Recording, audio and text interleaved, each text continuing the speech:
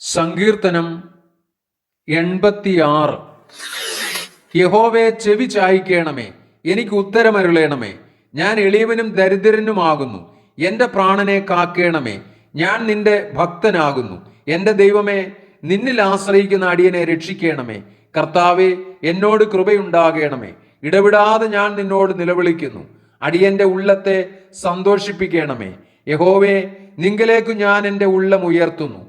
കർത്താവേ, നീ നല്ലവനും ക്ഷമിക്കുന്നവനും നിന്നോട് അപേക്ഷിക്കുന്നവരോടൊക്കെയും മഹാദയാലുവുമാകുന്നു. യഹോവേ, എൻ്റെ പ്രാർത്ഥനയെ ചെവിക്കൊള്ളണമേ. എൻ്റെ യാചനകളെ ശ്രദ്ധിക്കണമേ. നീ എനിക്ക് ഉത്തരമരുളുകയാൽ എൻ്റെ കഷ്ടദിവസത്തിൽ ഞാൻ നിന്നെ വിളിച്ചപേക്ഷിക്കുന്നു. കർത്താവേ, ദേവന്മാരിൽ നിനക്ക് തുല്യനായവനില്ല. നിന്റെ പ്രവർത്തികൾക്ക് തുല്യമായ ഒരു പ്രവൃത്തിയുമില്ല. കർത്താവേ, നീ ഉണ്ടാക്കിയ സകല ജാതികളും തിരുമുമ്പിൽ വന്ന് നമസ്കരിക്കും.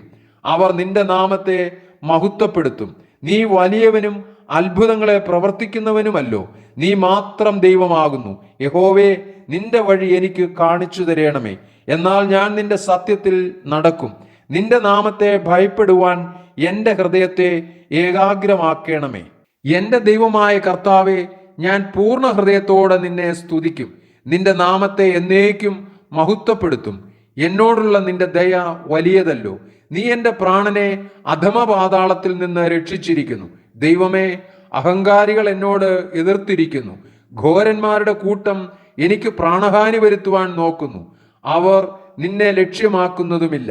നീയോ കർത്താവേ, കരുണയും കൃപയും നിറഞ്ഞ ദൈവമാകുന്നു. ദീർഘക്ഷമയും മഹാദയും വിശ്വസ്തതയുമുള്ളവൻ തന്നെ. എങ്കിലേക്ക് തിരിഞ്ഞ് എന്നോട് കൃപയുണ്ടാകണമേ. നിന്റെ ദാസന് നിന്റെ ശക്തി തന്ന് നിന്റെ ദാസിയുടെ പുത്രനെ രക്ഷിക്കണമേ. എന്നെ പകയ്ക്കുന്നവർ കണ്ട് ലജ്ജിക്കേണ്ടതിന് നന്മയ്ക്കായി ഒരു അടയാളം എനിക്ക് തരയണമേ. യഹോവേ, നീ എന്നെ സഹായിച്ച് ആശ്വസിപ്പിച്ചിരിക്കുന്നുവല്ലോ.